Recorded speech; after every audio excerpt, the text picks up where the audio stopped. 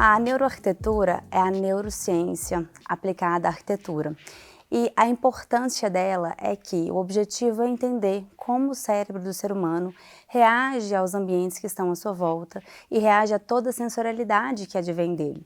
O objetivo desse estudo é nós aprofundarmos na memória pessoal de cada um dos indivíduos para poder entender como nós podemos estudar estratégias arquitetônicas para trazer essas memórias e criarmos gatilhos sensoriais de felicidade na arquitetura.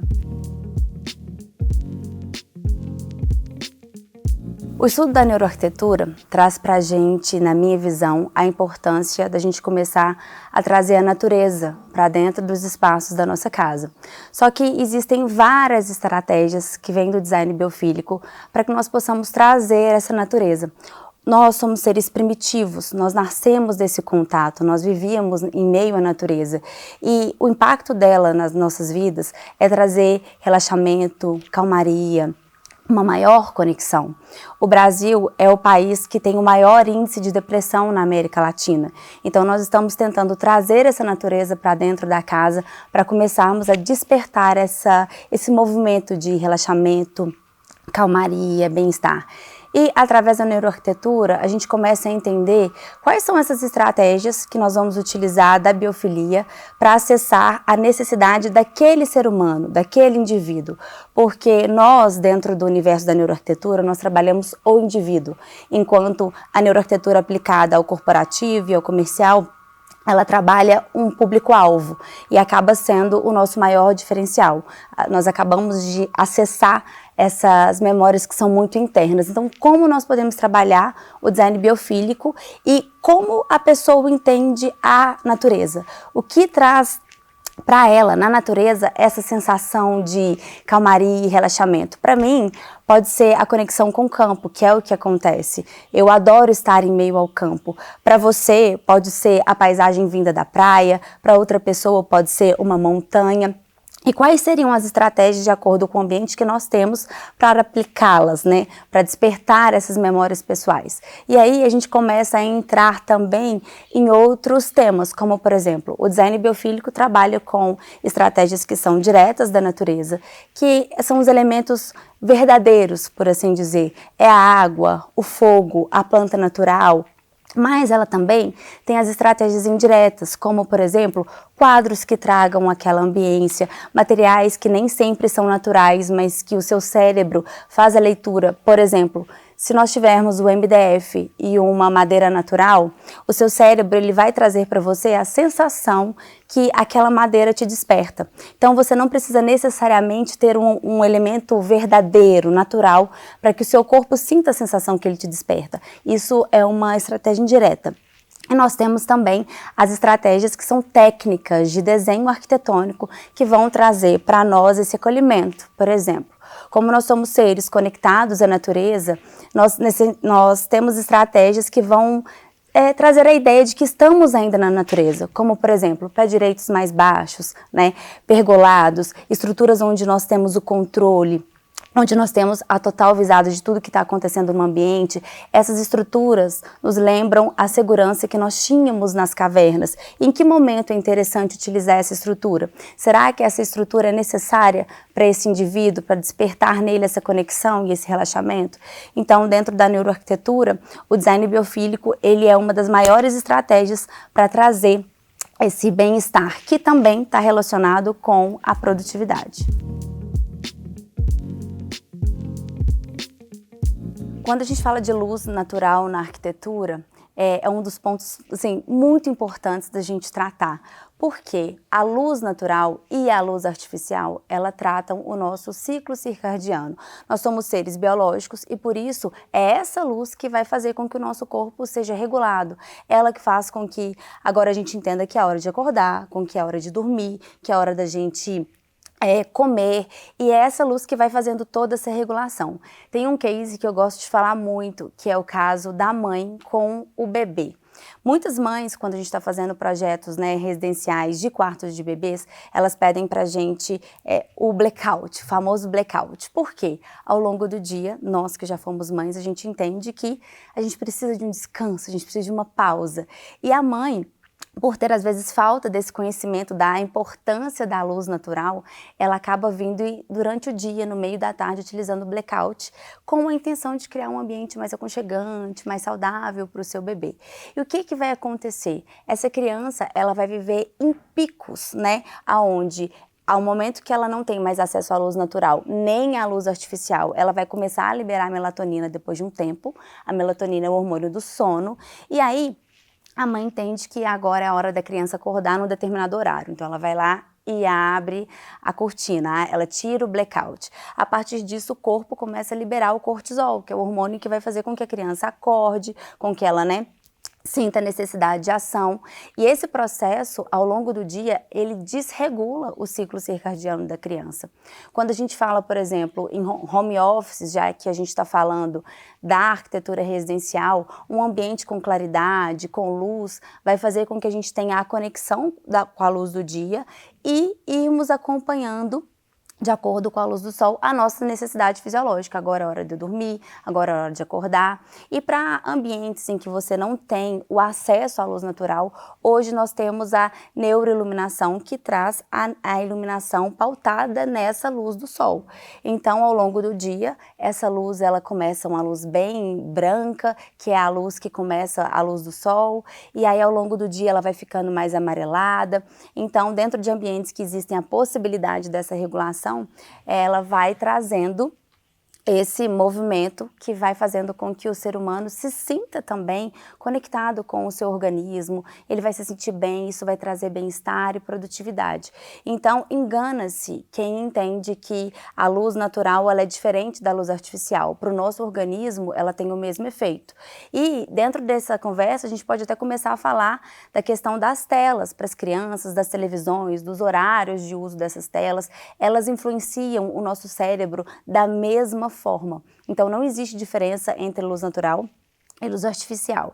E a importância de cada uma delas é trazer essa regulação e esse contato com o ser humano e a natureza, que é tão importante para nós. Tanto é que em ambientes, por exemplo, ambientes médicos, em que a pessoa está ali dentro de bloco cirúrgico o dia todo, aí você pode olhar, por exemplo, farmácias 24 horas, que elas estão ali com a iluminação branca o tempo inteiro, é justamente para manter a pessoa ativa, né? Supermercados que são 24 horas, eles estão ali fazendo reposição o tempo todo. Essas pessoas, vocês podem olhar, elas sofrem muito com o aumento de peso. Porque o corpo, quando ele está desregulado, ele começa a representar essa desregulação. E aí, pense, você ficar o dia inteiro com a luz bem, bem branca, né? Ali 4.000, 6.000. Então, isso é ruim para o nosso organismo. É muito importante o ser humano começar a ter esse entendimento da importância da luz no nosso organismo. Tem várias situações dentro da arquitetura residencial que a gente começa a olhar, por exemplo, idosos. A maioria dos designers, dos arquitetos, eles falam muito da luz que é a luz amarelada, que é realmente uma luz que vai trazer mais aconchego, mais acolhimento. Mas a diferença da neuroarquitetura é que ela tenta entender o indivíduo a partir da idade fisiológica e da idade cognitiva que ele tem. E dentro desse viés ainda existe a idade cronológica. Aí o que é isso? A idade cronológica é aquela idade que eu tenho a partir do momento que eu nasci. E essa idade fisiológica é a idade que os meus hábitos fazem com que o meu corpo tenha. Então, a neuroarquitetura, ela vai estudando essas necessidades e de acordo com as fases de vida também. Então, por exemplo, se eu tenho um idoso, que é uma pessoa acima de 60 anos, e eu coloco para ele a luz amarela, o que nós precisamos, o que essa fase precisa é que ele se sinta estimulado, que ele tenha ação, que ele levante, que ele se movimente. E a luz amarela faz exatamente o oposto. Então é quando a gente fala que a neuroarquitetura, ela começa a trazer um olhar para a qualidade de vida. Ela deixa de trazer o design como algo principal, como mais importante, e ela começa a fazer escolhas pela qualidade de vida, por essa necessidade fisiológica. Sem contar que tem questões oculares também, que o nosso olho, a nossa retina, a partir dos 60 anos, ela começa a ficar mais amarelada. Não quer dizer que nós vamos viver no mundo amarelo, mas quanto mais amarelo colocamos no ambiente, mais essa percepção de um ambiente amarelado nós vamos ter. Então, ela traz esse cuidado, é uma arquitetura de valor, a gente ter esse entendimento. E quando a gente fala, por exemplo, de um bebê, de uma criança, aí já é um outro universo. A necessidade cognitiva dele, tanto é que muito se diz, né, que a mãe ela não tem 9 meses só de gestação, ela tem 10 meses, 11 meses de gestação. Porque depois que a criança nasce, é ideal que ela, durante os 3 primeiros meses, ela se sinta acolhida, ela se sinta no útero. E quando a gente fala de luz, vai ser justamente essa luz mais amarelinha, né, uma luz mais suave, mais indireta no quarto, que vai trazer esse acolhimento para esse bebê, que vai fazer com que ele tenha pelo menos uma sensação de tá mais escuro, tá mais seguro, é um ambiente mais tranquilo. Então, essa é mais uma das importâncias da luz na neuroarquitetura. Justamente identificar a necessidade do ser humano. E cada um de nós temos uma necessidade. Hoje em dia, né, as pessoas estão muito desreguladas, então uma pessoa de 30 anos, ela pode ter quase a idade fisiológica de 50 anos. E é onde eu falo que nós temos que começar a projetar pensando não na idade cronológica, mas na idade fisiológica. Você tem algum problema ocular? Você tem algum problema, alguma deficiência, né, que vai fazer com que o espaço faça com que você tenha necessidades específicas? E aí, nesse assunto, a gente começa a falar sobre as pessoas que são neurodivergentes, por exemplo. O que são essas pessoas neurodivergentes? É que elas têm demandas cognitivas diferenciadas. Então, a gente começa a falar de pessoas com TDAH e a neuroarquitetura, nesse olhar, ela traz essa demanda. Como podemos trabalhar esse ambiente para pessoas que, na verdade, elas não têm doenças, né? O TDAH, o autismo, dentro da arquitetura, da neuroarquitetura, ela não é vista como uma doença, ela é vista, na verdade, como uma necessidade cognitiva especial e que o ambiente, na verdade, não está moldado para atendê-lo. É como se fosse ali um lembrete diário de que nós somos seres incompletos. Quando a arquitetura, a neuroarquitetura, ela pode trazer esse olhar e fazer com que a gente não tenha esse lembrete ali o tempo inteiro, olha, eu tenho uma dificuldade. Então, na verdade, não são as pessoas que estão doentes, são os ambientes que não acolhem essas pessoas, são os ambientes que não fazem com que as pessoas tenham as suas maiores necessidades atendidas. E o arquiteto, o design e a cadeia por si só, ela precisa começar a ter entendimento do quanto isso é mais relevante do que vários outros pontos, né? Do que o luxo, do que o requinte, do que o design. O design, ele é uma consequência de uma arquitetura bem desenvolvida para uma necessidade específica do ser humano.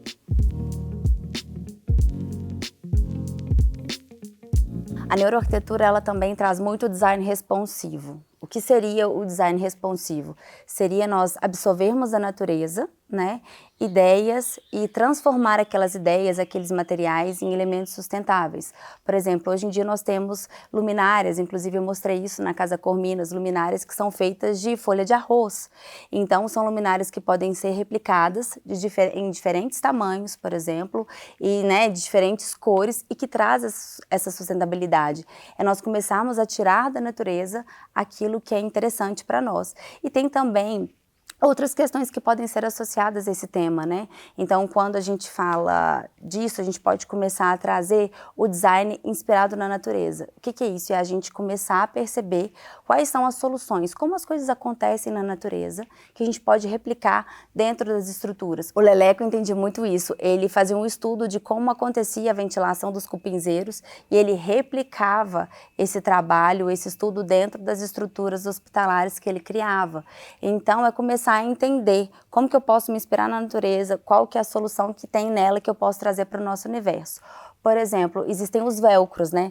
Os velcros, eles são nada mais do que estudos feitos com carrapichos, né? Como que os carrapichos se conectam uns aos outros? E a partir dessa inspiração, nós trazemos o velcro para nossa vivência, né? E ele acaba assumindo uma grande necessidade dentro das roupas até, enfim, de vários outros itens. Então, é a gente começar a se inspirar nas soluções que a natureza dá para trazer para o nosso universo, para a arquitetura. Em termos de acessibilidade, eu percebo muito essa conexão com a necessidade cognitiva, porque muitas pessoas entendem, por exemplo, deficiência como algo permanente, né? Eu tenho uma deficiência, por exemplo, tive um problema na perna, eu não tenho um braço, eles entendem essa deficiência como algo permanente, mas existem várias demandas que vêm de deficiências temporárias, como a gravidez, a obesidade pode ser também uma deficiência temporária, existem pessoas que passam por cirurgias, alguns momentos precisam existir as cadeiras de roda. Então, eu entendo que ela pode, sim, suprir de forma geral essas necessidades, essas demandas, e ela também pode ser focada nesses outros tipos de deficiências, deficiências cognitivas, deficiências de desenvolvimento, que eu já até comentei um pouco relacionado ao autismo, ao TDAH. Existe um case fantástico, que são as salas No Zealands. Elas começaram na Holanda, e essas salas, elas têm por intuito trazer, por exemplo, com o objetivo de fazer com que as pessoas que são sobreviventes do Holocausto, que elas simplesmente não percam a memória. Por quê? Essas pessoas estão passando por grandes traumas e aí elas precisam de alguma forma permanecer com essa memória. Mas ao mesmo tempo, devido aos traumas, elas começam a sofrer de Alzheimer, outras deficiências cognitivas. E o que vai acontecendo? Eles criaram essas salas, que agora estão espalhadas pelo mundo, e essas salas têm por objetivo moldar todo o espaço a partir de aromas, imagens, tato, enfim, toda a sensorialidade que advém do ambiente, para que essas pessoas possam estar nesse ambiente de forma segura. E aí eles fazem um breve estudo do que seria um ambiente em que a pessoa sinta saudade, que ela se sinta bem. Para mim pode ser o campo, para uma outra pessoa pode ser a praia, para outra pode ser um outro ambiente da natureza. E eles replicam, através dessa pequena sala, toda essa estrutura a partir de sons, cheiros e imagens também. E a partir disso, essas pessoas começam a se sentir bem-estar. E a partir do momento que isso acontece, elas começam a se sentir seguras. E quando elas se sentem seguras, elas dão mais acesso a um terapeuta. E aí eles conseguem trabalhar de uma forma muito melhor essa memória, a reestruturação dessas memórias. Então, dentro da neuroarquitetura, eu entendo que isso também é uma forma de acessibilidade, você trazer um ambiente seguro, para que você possa trabalhar várias questões que são cognitivas, ou deficiências, ou acessibilidades. Eu acredito que a neuroarquitetura ela precisa sim ser mais explorada, principalmente que ela tenha uma cadeira nas faculdades. Hoje as faculdades não trazem esse tema e o olhar para a arquitetura, para a neuroarquitetura principalmente, esse estudo, ele faz com que o espaço seja mais humanizado. A arquitetura, ela acentua a humanidade do ser humano. Só que como essa humanidade é tratada? Na minha visão hoje, é termos justamente essa ideia das necessidades cognitivas de cada um de nós. E só a partir do estudo da neuroarquitetura, que é se aprofundar na neurociência, na psicologia ambiental e várias outras áreas que vão fazer com que nós, arquitetos, designers, e não só eles, mas também a cadeia como um todo, os fornecedores, os seus vendedores, façam com que aconteça um movimento. Esse movimento vai trazer qualidade de vida, vai despertar conexões. O intuito da neuroarquitetura, principalmente da neuroarquitetura aplicada ao residencial, é trazer algo científico. Ela sempre se pauta no científico para poder dizer que aquilo funciona. Só que existem muitos estudos pautados na arquitetura corporativa e na arquitetura residencial. E por que isso acontece? Porque dentro dessas áreas nós trabalhamos com o público-alvo, nós trabalhamos com o arquétipo. Dentro da neuroarquitetura residencial, nós trabalhamos com o usuário, com o indivíduo, com famílias. Então, se torna muito mais difícil fazermos estudos que vão trazer para a gente respostas que são cientificamente comprovadas. Então, hoje na neuroarquitetura, na residencial principalmente, a gente precisa criar um movimento maior para poder entender como esses estudos são feitos para a área corporativa e para a área residencial e fazer uma tradução desses estudos para a área residencial. Então, eu acho extremamente importante que esse movimento cresça muito no Brasil, principalmente que existe o dado pela OMS que fala que nós somos o país com o maior índice de depressão da América Latina. E a neuroarquitetura, ela tem um grande potencial de transformar esse índice aqui no Brasil.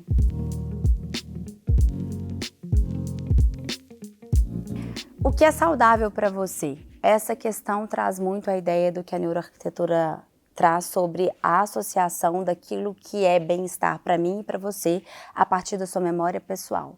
O que eu quero dizer com isso? O que é importante para mim, o que me traz felicidade, pode ser muito diferente daquilo que traz felicidade para o outro. Eu, por exemplo, eu tenho muitas memórias especiais entre jabuticabeiras, em fazendas, então tudo que traz um olhar mais vintage, que traz um ambiente mais cheio de detalhes, que traz um ambiente mais antigo, me faz feliz. E essa felicidade, ela é construída porque eu acabo de alguma forma me conectando a essa memória tão pessoal e com isso eu vou me sentindo mais feliz, eu tenho um aumento de produtividade, um aumento de bem-estar. Eu falo muito que não existe assinatura projetual, não existe, né, um design que seja autoral, que seja superior ou que seja mais importante do que a fase de vida, a necessidade cognitiva de cada um de nós e também a uma memória pessoal. Por isso que é tão importante o arquiteto entender que nós precisamos começar a acessar essas memórias, não só os arquitetos, mas também os designers e quem está na cadeia. Começarmos a entender o quanto essas memórias impactam em projeto e que as tendências falam sobre um grupo, né? Sobre um estudo de mercado, quando na verdade nós precisamos começar a trazer na arquitetura o estudo de mercado interno, né? Qual que é a nossa demanda, qual é a nossa necessidade, qual é a memória feliz que eu tinha na infância, na adolescência, na fase adulta, que eu vou conseguir replicar de uma forma arquitetônica no meu espaço e que toda vez que eu olhe, eu me sinta feliz. Isso é um gatilho sensorial de felicidade. Existem várias situações que aconteceram que eu posso trazer como exemplo. Como que a gente pode escolher uma cor sem que eu olhe para a tendência? Quando a gente começa a fazer esse trabalho de associar a memória, reativar a memória, eu estava fazendo um ambiente para um casal, uma área gourmet, e a gente fez esse estudo de ativação de memória. Então, quando a mulher ela abriu o olho, ela falou, olha, Lorena, eu já decidi qual que é a cor que eu quero colocar na minha área gourmet. Eu falei, qual cor? Ela, o laranja. Mas por que o laranja? E ela falou, Lorena, porque nas minhas memórias, as minhas memórias mais recentes, eu lembrei do meu casamento. E no meu casamento, a cor das flores que tinham no casamento era laranja. Então é um momento que foi muito feliz na minha vida. E todas as vezes que eu olhar para essa cor laranja, eu vou lembrar desse momento e isso vai me despertar felicidade. Então é onde o detalhe, a cor traz o gatilho sensorial de felicidade. Então não é uma escolha por tendência, mas é uma escolha por aquilo que te faz feliz. Há um tempo atrás eu fui chamada para desenvolver uma linha de peças para um ator de uma novela com a sua esposa. E o que aconteceu? Eu cheguei para aplicar o neurobriefing porque quando a gente começa a aprofundar nessas memórias, é uma das ferramentas do neurobriefing que eu utilizo. E aí, nessa aplicação de memórias, a gente começa a entender o porquê que as pessoas constroem hábitos. Por que será que para mim era tão importante eu ter uma jabuticabeira na minha casa, né? E não só hábitos, mas também entender o porquê das escolhas que a gente faz para a nossa casa. Por que será que é tão importante, por exemplo, para mim, eu ter um espaço na minha casa onde eu tenho uma árvore de Natal que vai do chão até o teto? Porque isso reflete as minhas memórias, que são memórias afetivas. A partir do estudo dessas memórias, nós conseguimos entender quais são os formatos, quais são os ambientes, quais são as demandas espaciais que existem e quais são as peças que poderiam auxiliar na construção desse hábito. Então eu fui fazer esse estudo e dentro desse estudo, quando aconteceu da gente acabar a reunião, a mulher disse assim para mim, ô Lorena, a gente poderia bater um papo amanhã? Eu falei, claro, poderíamos sim bater um papo. E aí acabou que eu fiquei com ela para tomar um café e encontramos nós três e por fim eles queriam conversar sobre como eles fariam com o projeto que eles tinham naquele momento. Por quê? Eles tinham um projeto de banheiro, por exemplo, que era um banheiro que era todo preto e branco. Só que aquele preto e branco, a partir do acesso à memória que eu fiz, eu não fui para fazer o estudo do projeto arquitetônico deles, eu fui para fazer a construção das peças. Mas eles entenderam que eles tinham gostado daquele banheiro, por quê? A mãe do ator, ela era uma mulher muito influente há um tempo atrás no Rio de Janeiro, ela trouxe para cá o movimento dos dreads no Brasil, então ela tinha um salão. E esse salão, o piso era preto e branco. Então, a partir do momento que ele olhava para aquele banheiro preto e branco, aquilo despertava nele o saudosismo de estar com a mãe, do salão. Já a mulher, ela tem origem africana e ela ama cores vibrantes. Ela ama o rosa, o pink, o laranja muito vivo. E ela começou a entender que a casa dela estava muito verde e muito branca, e que as cores vibrantes não estavam presentes no projeto. E aí eles começaram a entender a partir dessas memórias, quais eram as demandas de cada um dos dois. Eles falaram, poxa, nós gostamos muito de receber. Olha o tamanho da nossa mesa só tem 4 lugares. Esse projeto não vai funcionar pra gente. Eles falaram, poxa, Lorena, você está falando... A gente entendeu que eu gosto de café, então a gente precisa criar na sua curadoria de peças uma xícara que me represente, que tenha, né, que represente as cores que eu gosto de utilizar, mas eu estou entendendo que no meu projeto não tem nenhum aparador onde possa existir ali uma cafeteira e tudo mais. E durante esse momento existiam pessoas nos bastidores. Quando eu olhei para cada um, porque eles acabaram participando da ferramenta com a gente também. Ela estava com os olhos totalmente emocionados, porque ela começou a entender que várias coisas da casa dela tinham associação com a mãe dela e com momentos que ela viveu na infância. E a Isa, que estava presente, a Isa disse assim, Lorena, agora eu entendi por que eu gosto tanto de vermelho. Na casa da minha avó, tinha uma balança onde eu me sentava e a balança era vermelha, por isso que vermelho me faz tão feliz, é uma memória muito especial. E com isso eles começaram a entender que eles tinham que refazer o projeto arquitetônico. Então é muito importante esse acesso, porque é uma arquitetura que vai trazer pertencimento. Nós somos seres sociais e nós somos seres que precisam de ter uma arquitetura que traga pertencimento.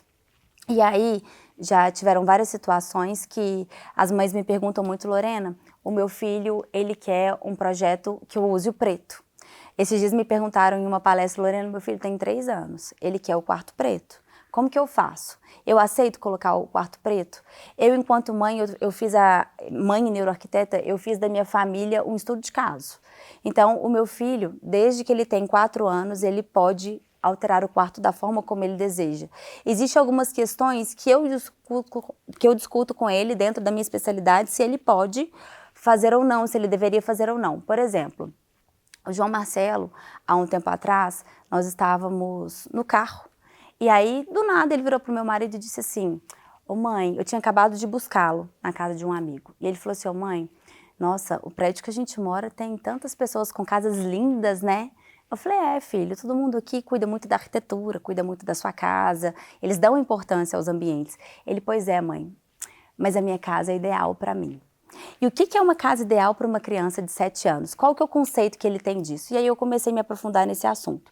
E aí eu comecei a entender que como desde os 4 anos ele podia dar palpites no quarto dele e eu ia alterando alguma coisa ou outra sutilmente, como o quarto anterior que ele tinha, ele queria o quarto verde, mas ele queria o verde muito escuro, que era o verde do meu quarto. E aí você começa a entender como ele já está sendo impactado pelo ambiente. Por quê? Como ele frequenta o meu quarto, ele gosta do verde, aí ele fala, mãe, eu quero aquele verde. Eu falei, filho, o quarto da mamãe, a mamãe não estuda nesse quarto, é um quarto de dormir. O seu quarto é um quarto onde você precisa estudar. E se a gente colocasse um verde, mas um pouco mais claro, só para que você possa ter mais luz no ambiente? Aí ele falou, mãe, então tá bom. Então eu quero o verde que está na varanda. Quero um verde mais claro. Ou seja, ele já está sendo induzido o tempo inteiro pelo ambiente. E o que tem acontecido no mercado? Já existem estudos que comprovam que ambientes minimalistas estão fazendo com que tenhamos adolescentes e adultos com muitos transtornos. O espaço, quando ele é pobre de informações, quando ele é pobre de conteúdo, de elementos que a pessoa possa interagir e viver experiências, ele traz pra gente um déficit cognitivo. Então, essa onda que existiu do minimalismo está criando adolescentes e adultos com deficiências cognitivas, devido à falta de experiência. E aí, voltando ao case do quarto, ela me perguntou se ela poderia deixar o quarto preto. E eu falei, primeiro você precisa entender para a pessoa o que ela quer um quarto preto. Às vezes, uma criança de 3, 4 anos, ela pode falar que ela quer um quarto preto, mas às vezes o quarto preto na cabecinha dela é uma mesinha preta, é uma cama preta, é algum brinquedo preto, e ela precisa entender que, assim como nós adultos, os pais falam assim conosco, filho, não sai dessa forma, não bebe, não dirige, né, alcoolizado. Por quê? Porque ele entende a consequência daquele ato. Mas muitos de nós, enquanto não vivemos a experiência, a gente não pode dizer assim, eu vivi a experiência e eu sei a consequência disso. A mesma coisa acontece com a criança e com o adolescente. Ele precisa viver a experiência e a arquitetura, ela traz pertencimento. Um indivíduo que tem um ambiente, que tem essa identidade, que ele vê a sua identidade expressa no espaço, ele cresce uma pessoa muito mais segura. Ele consegue saber o porquê que ele está aceitando aquele espaço, qual que é a necessidade que ele precisa. Ele se vê no mundo. A arquitetura, ela é a representação do seu eu interior no mundo, né? Então, ela tem esse papel de trazer pertencimento. Então, é por isso que as mães precisam entender e os profissionais, eles têm essa obrigação de passar essa informação de que as mães precisam deixar as crianças viver os processos. Nós precisamos deixar as crianças viver experiências. E é mais das minhas paixões no universo da neuroarquitetura, porque ela traz esse olhar da humanidade, né? Ela acentua a nossa humanidade.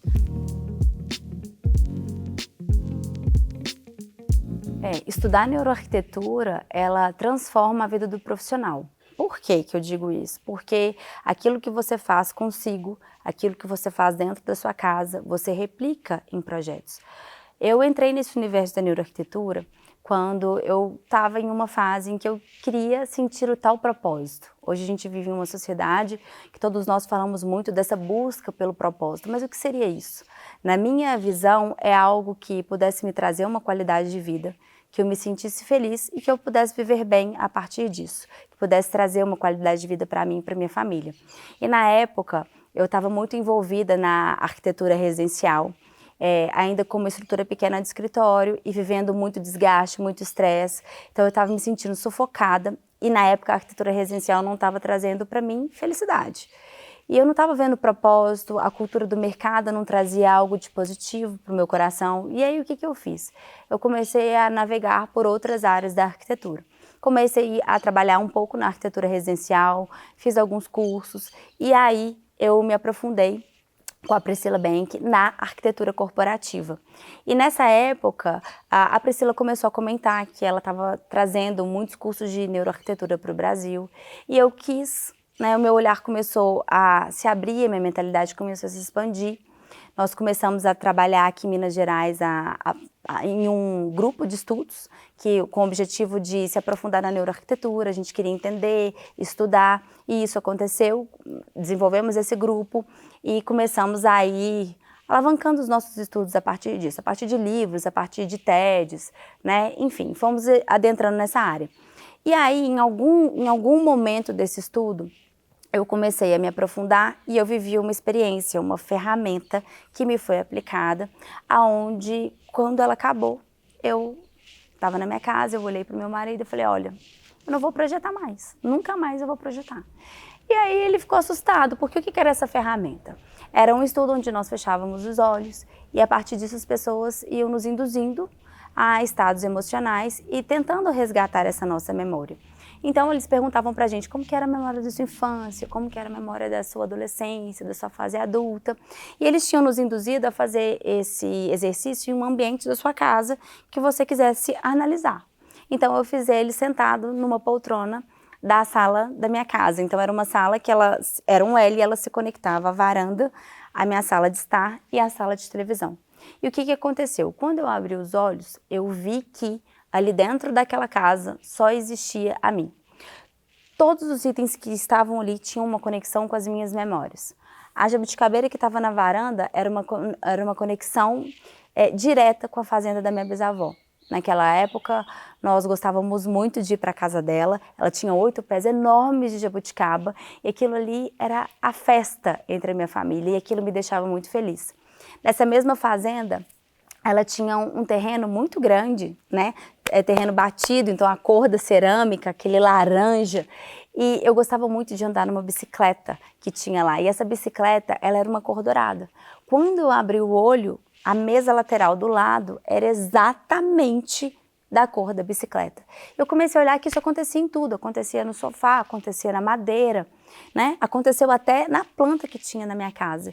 E aí eu comecei a entender o quão ruim arquiteta eu estava sendo, porque a partir do momento que eu não conseguia fazer com que o meu marido fosse representado dentro da minha casa, como que eu estaria fazendo com que os meus clientes se sentissem representados, se conectassem com a casa deles. E aí foi quando eu deixei de projetar. Só que, no que eu parei de projetar, eu resolvi me aprofundar nesses estudos. E esse estudo trouxe para mim uma necessidade enorme de autoconhecimento. Porque o autoconhecimento, ele nos desperta a empatia. Quando a gente se conhece, a gente começa a lidar com as nossas dificuldades, com as nossas fragilidades, a gente começa a aceitar melhor a fragilidade dos outros. E a arquitetura, a neuroarquitetura principalmente, é isso. É você aceitar as fragilidades dos outros, é você ter empatia com os nãos que você recebe em projeto, com os sims que você recebe em projeto, para que você então possa conseguir criar uma arquitetura de pertencimento.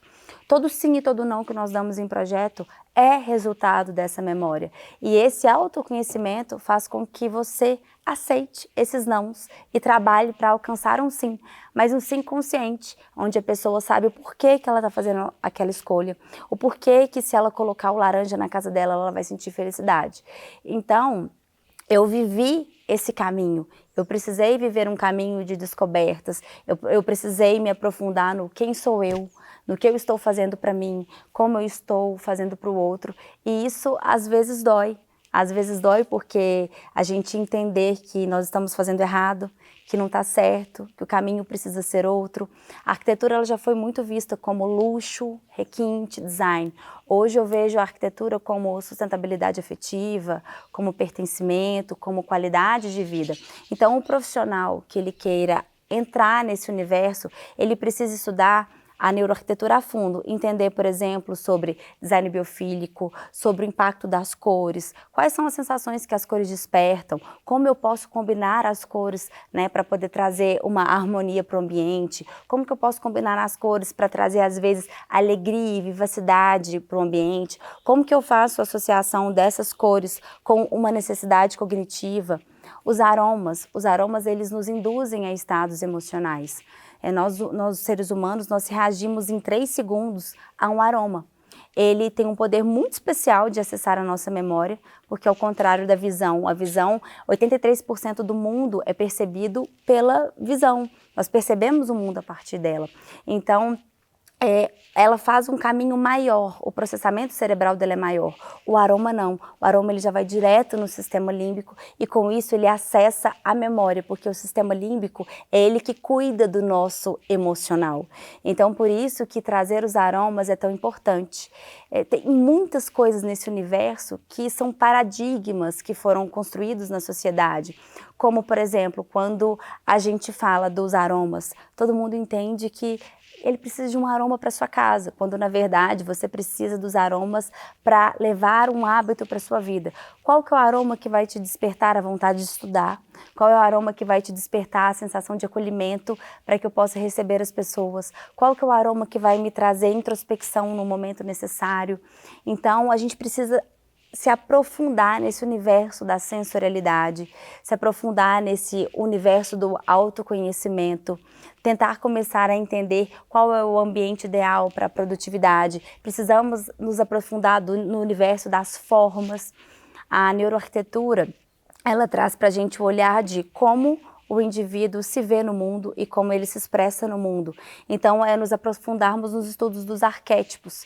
E quando a gente faz esse estudo, esse aprofundamento, a gente começa a entender que quando o arquiteto e o design, ele começa a entender o olhar daquela pessoa para o mundo, como ela se posiciona no mundo, a arquitetura em sua forma, em suas cores, no seu design, ela automaticamente consegue expressar essa forma de se ver no mundo. Como, por exemplo, se eu tenho um arquétipo de governante, o que é o governante? É aquela pessoa em que ele quer comandar, ele precisa de hierarquia, ele precisa sentir que ele está no comando, que ele está na liderança. Como que a arquitetura se conecta com essa pessoa? Ela se conecta, por exemplo, a partir das formas e dos materiais. Se eu tenho uma mesa redonda, e aí a gente entra no assunto que falamos anteriormente sobre a tendência. Agora a tendência são mesas orgânicas, mesas com pontas curvas, né? E aí o que acontece? Tá na tendência do momento, então eu vou colocar a mesa redonda para esse arquétipo de governante. Ao longo do tempo, essa pessoa que tem o arquétipo de governante, ela vai começar a se sentir mal, ela vai começar, em alguns casos, ter a sua liderança, às vezes, diminuída, e tudo por conta de uma forma. Quando nós sentamos numa mesa redonda, nós sentimos que somos todos iguais. Um não manda no outro, nós temos a mesma possibilidade de comunicação, a nossa fala tem a mesma importância. E quando nós sentamos, por exemplo, numa mesa de linhas retas, numa mesa retangular, onde existe a cabeceira, quem está na cabeceira, ele manda, ele tem empoderamento, né? Ele exerce uma hierarquia. Então, a arquitetura, ela vai trazendo essas respostas espaciais para a forma como a pessoa quer se colocar no mundo, para a forma como ela se posiciona no mundo.